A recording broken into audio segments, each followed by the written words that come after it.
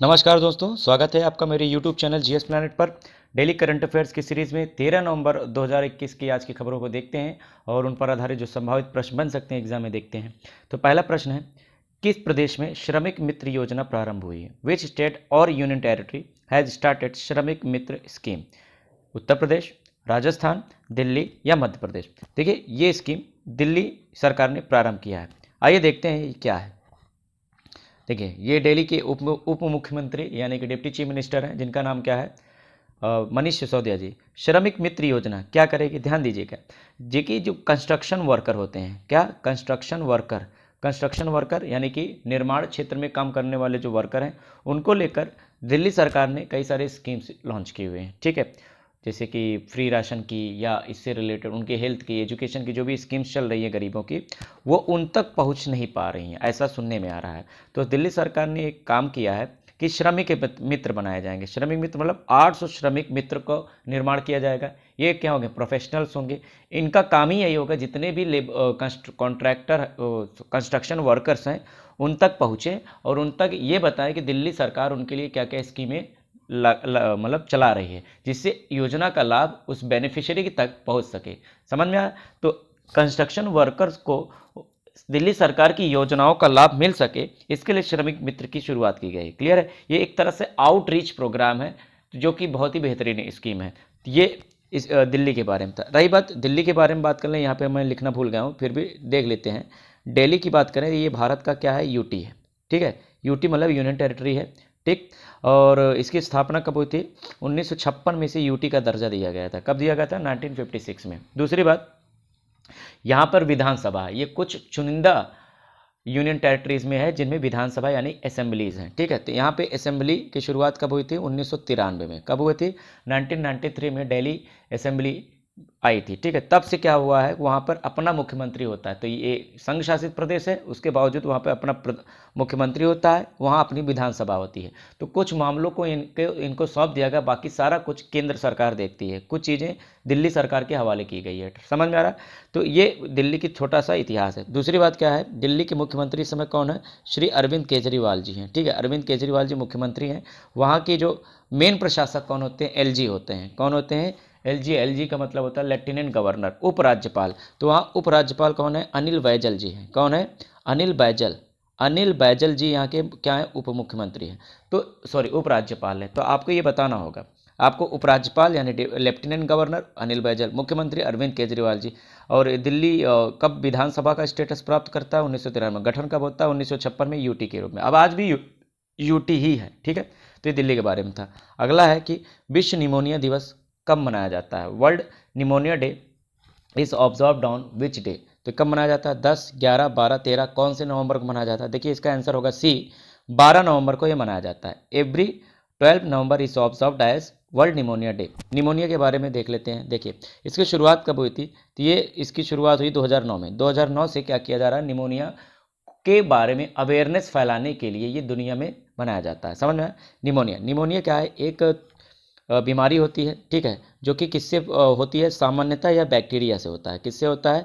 Bacteria. ठीक है, तो बैक्टीरिया से होने वाला एक बीमारी है। ठीक है, बच्चों में सीवियर केस में होता है, जो 5 साल से कम बच्चे होते हैं। निमोनिया में क्या होता है? जो आपका लंग्स होता है यानी फेफड़ा जो होता है, ये कंजेस्टेड हो जाता है। कंजेस्टेड का मतलब होता है जम जाता है। इसमें या तो मवाद भर जाता है, मवाद बोले तो पस भर जाता है, या फिर लिक्विड भर जाता है। लिक्विड मतलब बलगम बोलते हैं। ठीक है, तो निमोनिया के अलग अलग स्टेजेस होते हैं। ठीक है, बैक्टीरिया से होता है, फिर बैक्टीरिया से वो वायरल भी जो है कभी कभी हो जाता है। जब वायरल कन्वर्ट हो जाता है तो और ज़्यादा घातक हो जाता है। तो निमोनिया प्राइमरीली कैसे होता है? तो बैक्टीरिया से होता है। हालांकि आपसे बैक्टीरिया का नाम तो नहीं पूछा जाएगा, लेकिन फिर भी आपको इतना पता होना चाहिए कि निमोनिया का कारण क्या है? बैक्टीरिया है। और निमोनिया का किस अंग को प्रभावित करता है? वो फेफड़े को प्रभावित करता है। इसमें फेफड़ा कंजेस्टेड हो जाता है, मवाद या जो है पस से भर जाता है। तो फिर बार बार आपको क्या होती है? उल्टी होती है, और उल्टी से वही सब जो मटेरियल जम गया होता है उससे वो बाहर निकलता है। समझ में आ रहा है?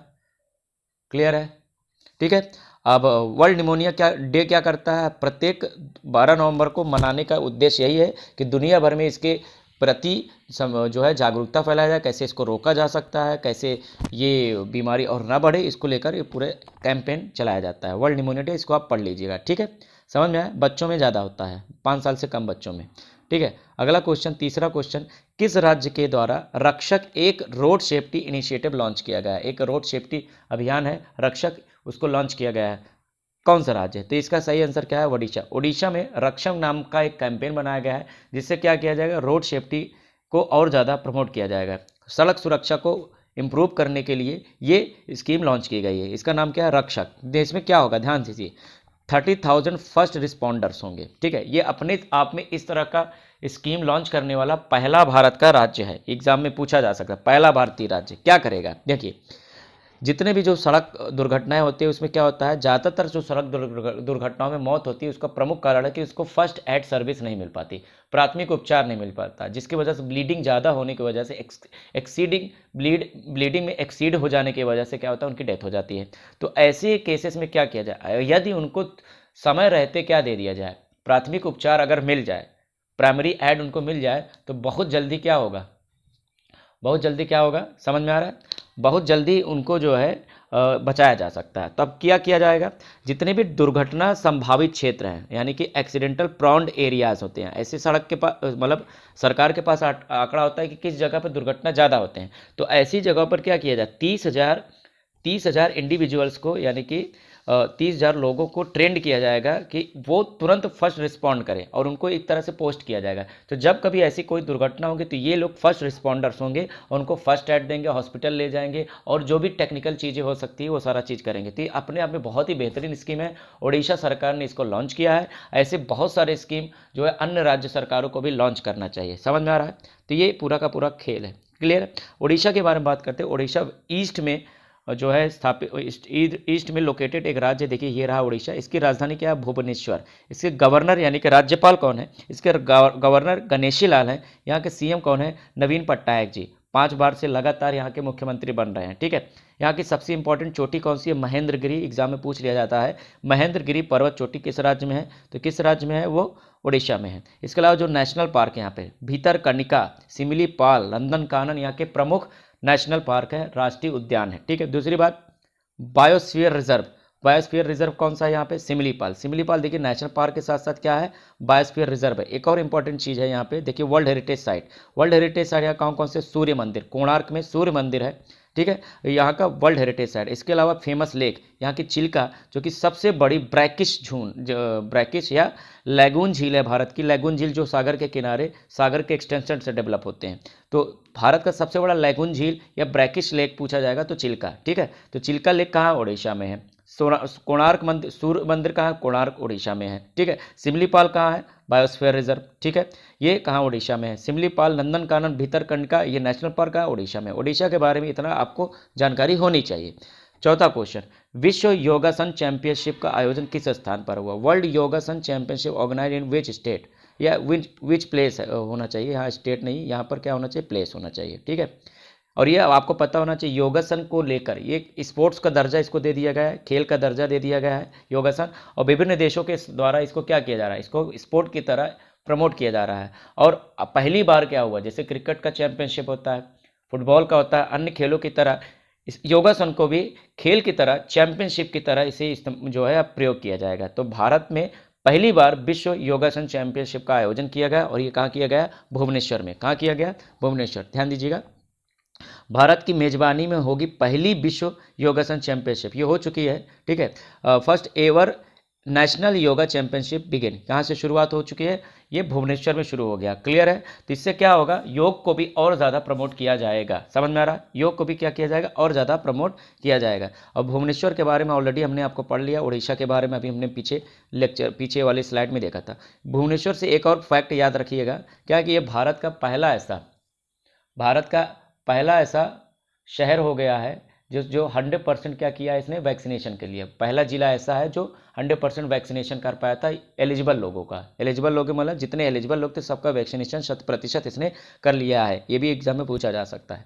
पांचवा और आज का लास्ट क्वेश्चन, हाल ही में स्पेस एक्स, जो कि क्या है, एक प्राइवेट स्पेस एजेंसी है। ठीक है, हाल ही में स्पेस एक्स के द्वारा अंतरिक्ष मिशन पर किस भारतीय के नेतृत्व में एक क्रू को भेजा गया। ध्यान दीजिए, एक स्पेस मिशन है, उसमें क्या किया, 4 मानव के एक दल को भेजा जा रहा है। उसका नेतृत्व एक भारतीय करेगा, उस भारतीय का नाम आपको पूछा जा सकता है एग्जाम में। ऐसे जितने भी मिशन होते हैं जिसमें भारतीय लीड करते हैं वो हमेशा एग्जाम के लिए चेरी ऑन द टॉप होते हैं।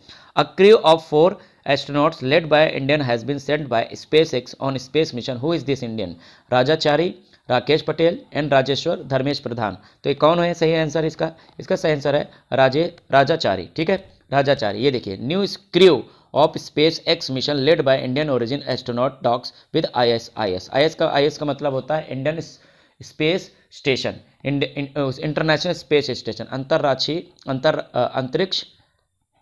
अंतरिक्ष स्टेशन जो होता है, जैसे रेलवे स्टेशन होता है वैसे अंतरिक्ष स्टेशन भी होता है, जो इंटरनेशनल स्पेस स्टेशन होता है। वहाँ पर क्या होते हैं, बहुत सारे क्रू मेंबर भेजे जाते हैं जो वहाँ स्पेस क्राफ्ट में रहते हैं। वहाँ पर अगर सैटेलाइट वगैरह में कुछ दिक्कत आ जाती है तो उसको रिपेयर वगैरह भी करते हैं।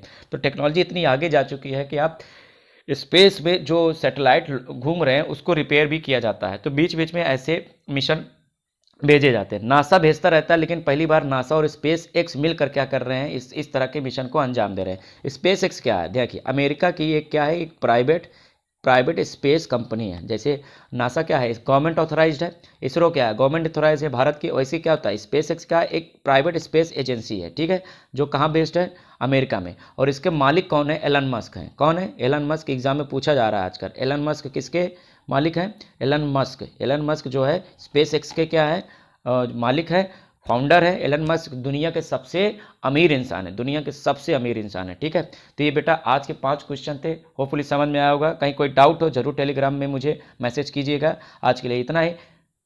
डिस्क्रिप्शन में आपको लिंक दे दूंगा PDF का, वहाँ से डाउनलोड कर लीजिएगा। हैव अ ग्रेट डे, जय हिंद।